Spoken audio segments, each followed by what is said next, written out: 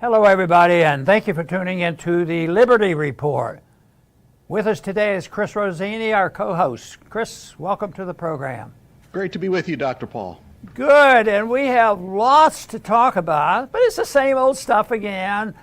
The people in charge of giving us sound money and following the Constitution, they're slipping on the job, and they're not doing that. So we have to address that. Once again, the Federal Reserve is at it, trying to solve our problems, and the harder they try, they pretend to try, the worse things get. And this week was a silly week on monetary policy. The world was hanging on its hinges here because the Federal Reserve had to make a decision on interest rates. And everybody knew what the final conclusion would be on that day. They were going to switch from raising the interest rates, to 1.5% to 1.75, a quarter of a percent. And this was a big deal. What's the difference? And overall, the difference between a market rate of interest rates versus a government manipulated interest rate, that's a difference. But this is the whole idea that the managers of the money supply, the managers of the interest rates, the subsidization of all the special interests, that isn't the big issue, but they decided it's 1/4 of 1%, which is going to shake the markets probably and not last but a few weeks or a month, and they'll have to say, throw in the towel. Oh, I guess we misquoted on that. But it was interesting that one person voted against this from the Federal Reserve Board, and that was the president of the Kansas City's Federal Reserve Office, and the president there is Esther George, and she's usually a hawk, which means that she would in the past be consistent in voting. This is bad news. We got to cut this off. We got to raise these rates and get back to normalcy and cut back on some of this printed money. But this time she descended, and she came out and she concluded that this could be very, very, very disruptive, and it has caused policy uncertainty by doing this. So she voted no. So but she's also resigning at the end of the year, so that's where it probably might have helped her, gain a little courage. But nevertheless, that was her reasoning, and there's no reason to doubt her. But she should have been thinking about that. I think she's been around 8 or 10 years. She should have been thinking about that when she was in college, about how disruptive this would be and how much uncertainty will cause. Because I think her description of what she's concerned about is really describing what's happening. You talk about uncertainty, that's what we have, and it's uncertain to the Federal Reserve what they should do, uncertain to the president what he should do, and on and on. But under these conditions, if you think about, well, how does this affect the markets? Well, it's very, very difficult to make good judgment, because that's what the Fed does. They ruin the conditions and the atmosphere for making market decisions. The most important decision that they can make if you're an entrepreneur and a businessman, an investor, what are the interest rates? What are the real interest rates? What are the people doing with saving? And how much building is going on? And where is this going? They can evaluate that. But if you get rid of this very, very important item, which is what is the natural rate of interest? What do the people think what it should be? How much should we save and how much should we spend? It involves the consumers and all these things. So that is what they've attacked, and they don't have it. So they have this uncertainty. But what about the person that does work on Wall Street and does deal legitimately in the stock market and trying to make these guesses about bond rates and all this? It makes it very difficult. When I talk to a business group, I usually, if they're honest, I compliment, boy, you guys have a tough job figuring this out. But it's not only tough for these big guys on Wall Street and the politicians.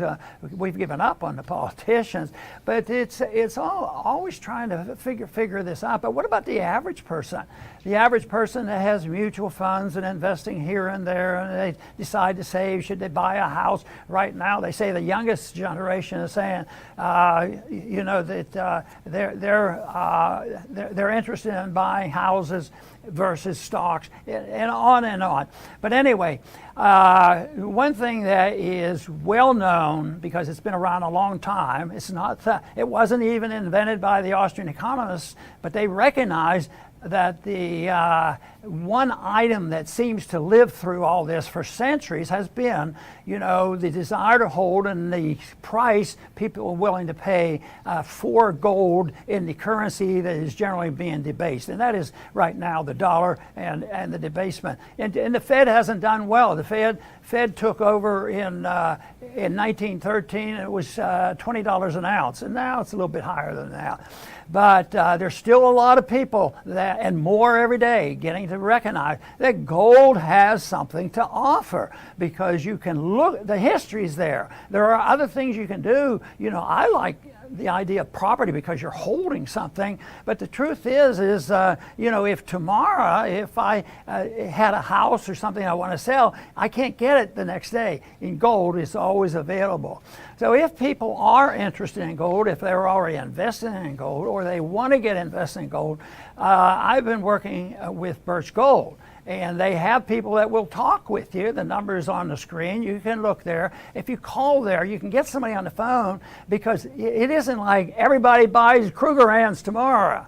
Oh no, we have American gold now. Krugerrands was so traditional because that was the first American coin that we were allowed to own when gold became legal again. And the antagonism toward gold lasted. The strong antagonism was from 34 all the way up to 75, and that is when it was illegal to own it. It's not illegal, and there are people who study it. There's nobody perfect out there about the short terms. You might say, well, we just got a money supply figure here. That sure sounds to me like gold prices should jump today, but gold prices might go down.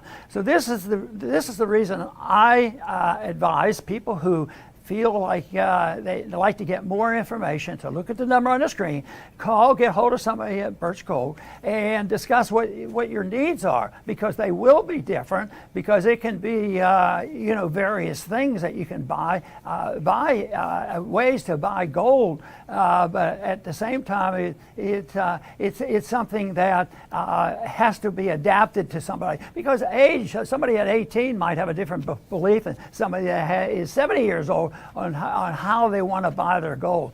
But the history of gold fascinated me from the very beginning, and that's why I'm involved now and offer this opportunity for people to look at this number on the screen, call and get somebody on there if you want to get more involved in gold, and that's for Birch Gold.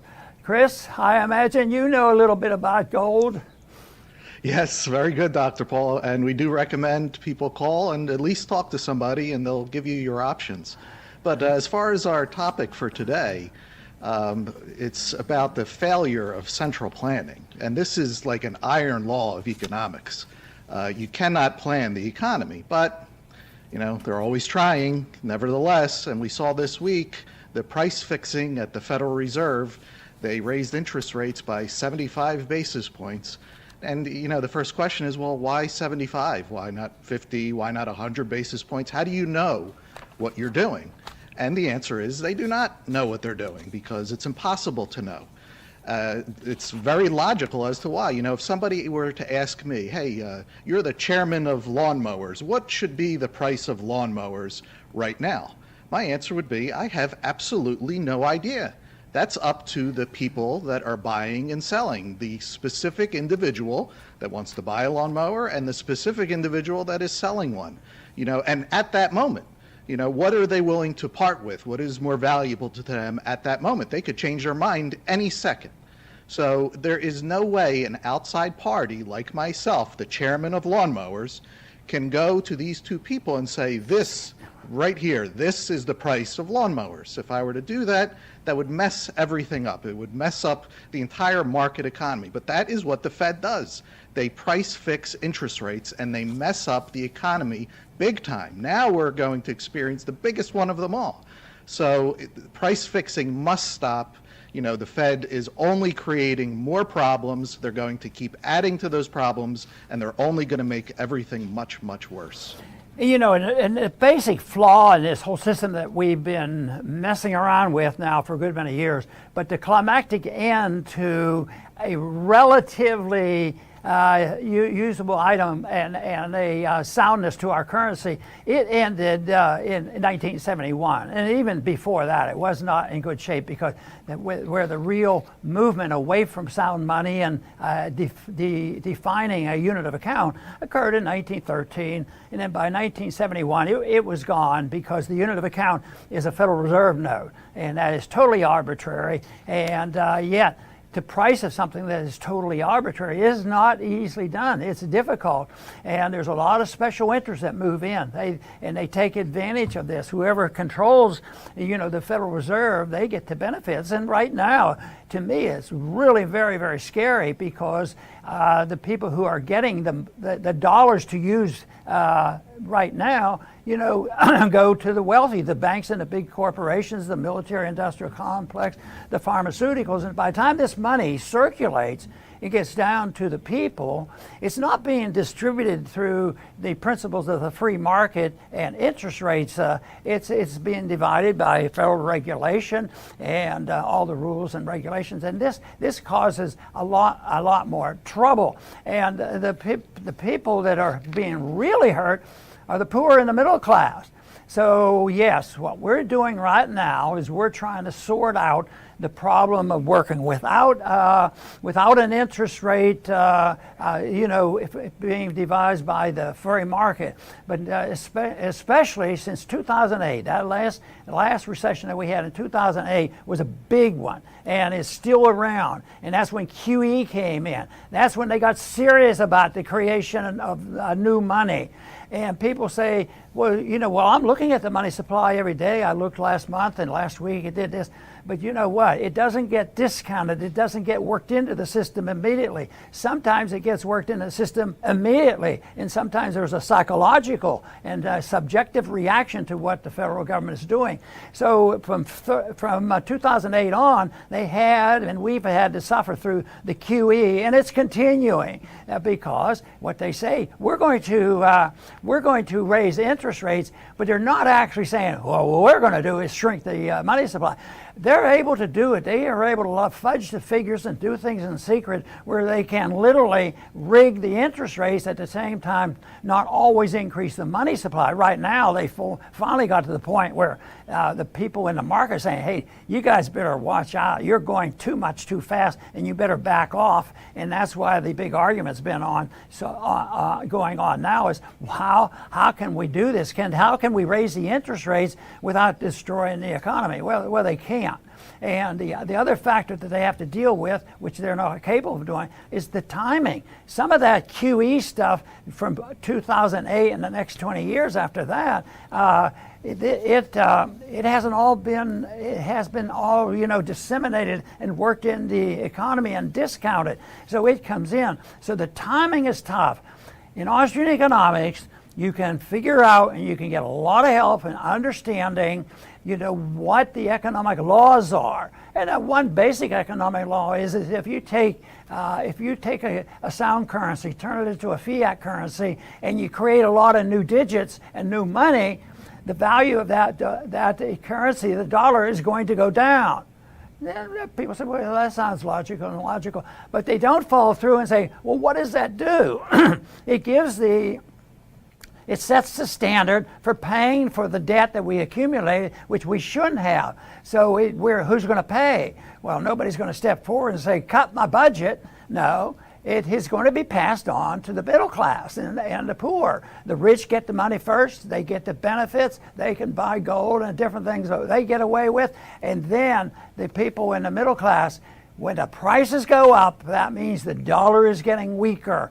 And believe me, it isn't like occasionally, you know, over the years you'd see, energy prices are, you know, $50. It might go up to $55 at the end of the year. Now, every day they report the price of gasoline going up, and then to compound it all, you have to listen to our president explain, you know, the policy, how he's going to get the prices down by manipulation of regulations and dictates, and I fear most That is what he is hinting at, is putting on price controls, and that will really devastate our economy. Chris? It will, Dr. Paul, and you have been saying for so many years that the Fed is going to hurt the middle class ultimately. We are in the middle of it, absolutely. Those who watch our show hear Daniel talking about gas prices. I'm in the same boat. I'm paying $5.29 for gas, which is the most I've ever paid in my life. And I was talking to the attendant. I said, you noticing a lot of people aren't filling up anymore? He goes, oh, yeah, absolutely. He goes, they'll put in $20, $40. So who has the money to fill up their tank anymore?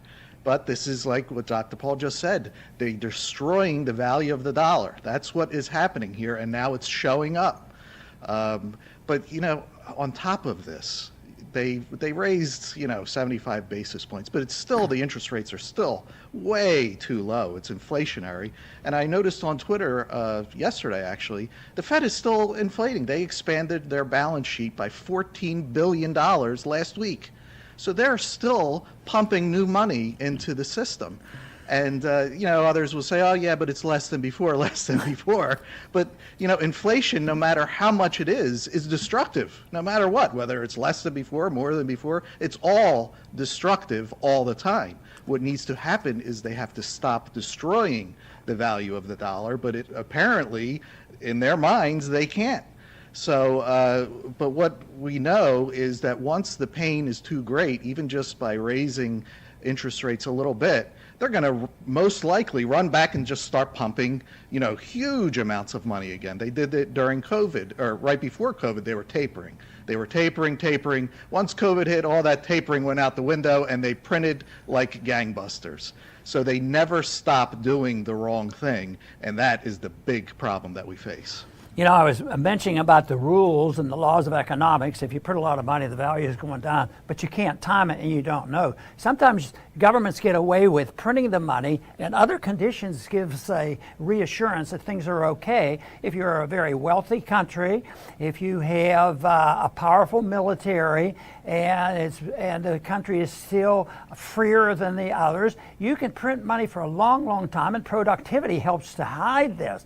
But eventually that ends, and it has to be discounted, and people start seeing, well, now the prices are going up, and they don't see the connection that maybe 10, 20 years ago the system that we have was setting the stage for this, which most people who understand economics and Austrian economics have made these predictions.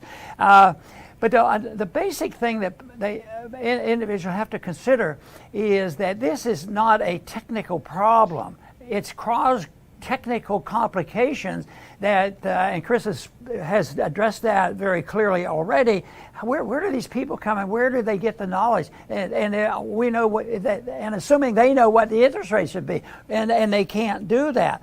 And they say, well, we need a more technical group of people, and they'll go looking around or a new policy and kick one Fed chairman out and put another one in.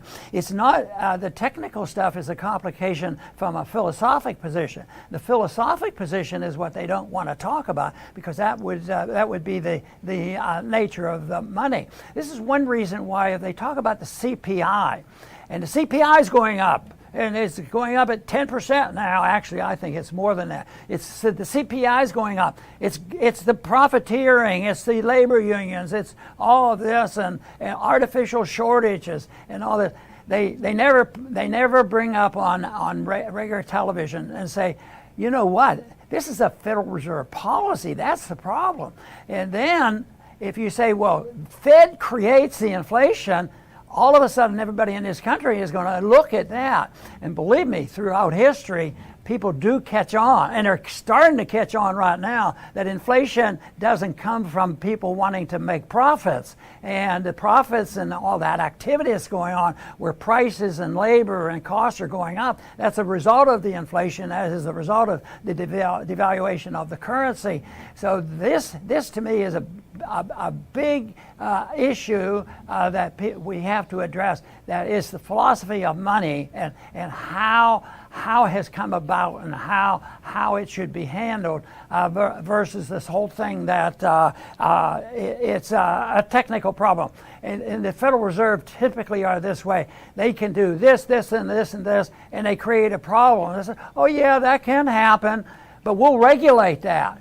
Something is distorted. And one of the things that happens under these conditions that not as much is talked about as it should be, and that is malinvestment. Because when you're getting this lousy information saying interest rates are real low, people must be saving money, you know, and there must be a need to invest and build stuff, which is exactly the opposite because the interest rates are low artificially.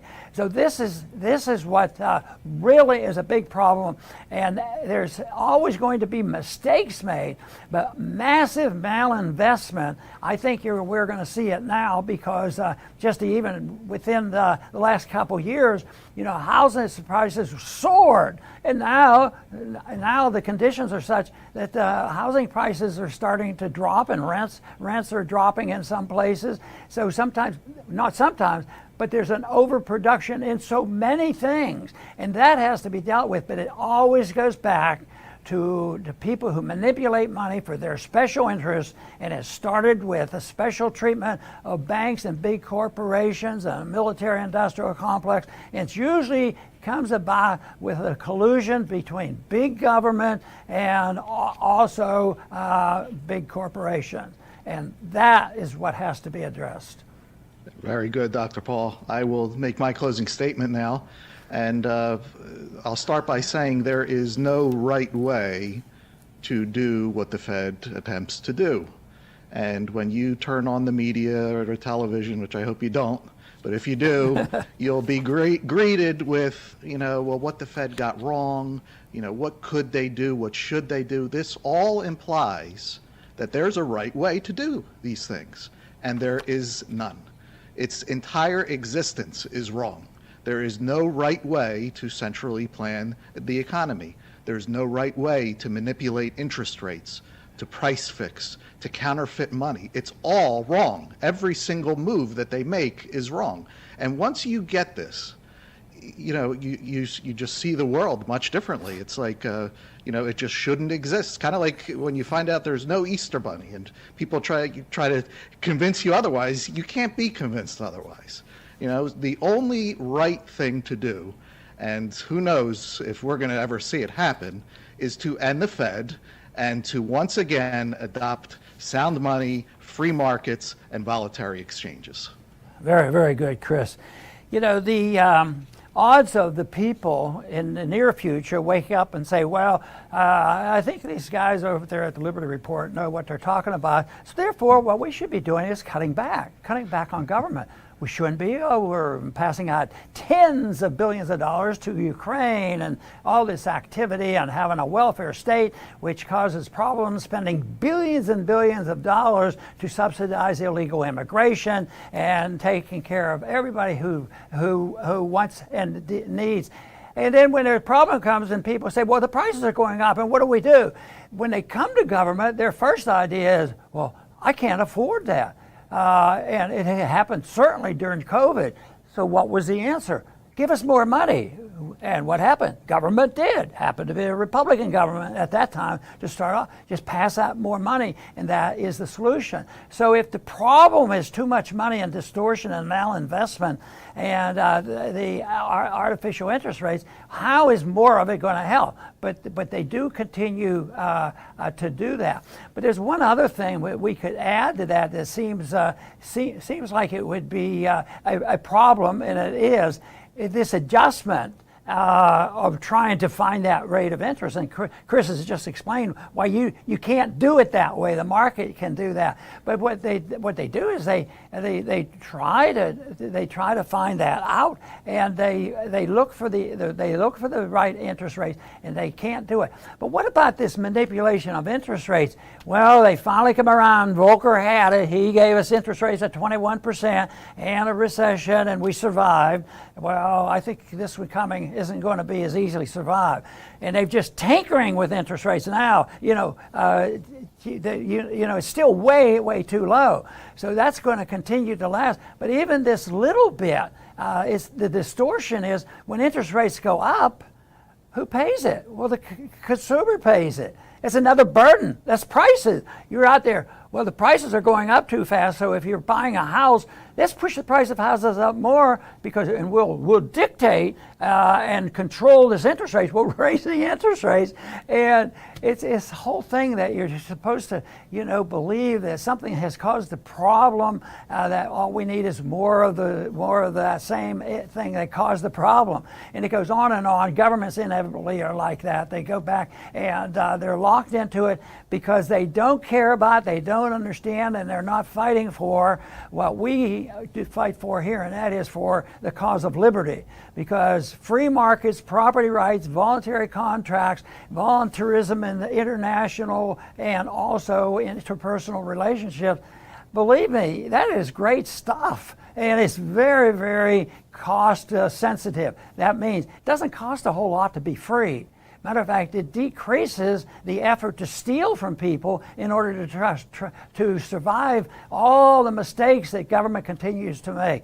So as bad as things are, the answers are out there. They're not complex, and more people are waking up and say, well, I think Liberty Report has it right. What we need is more liberty, not more government.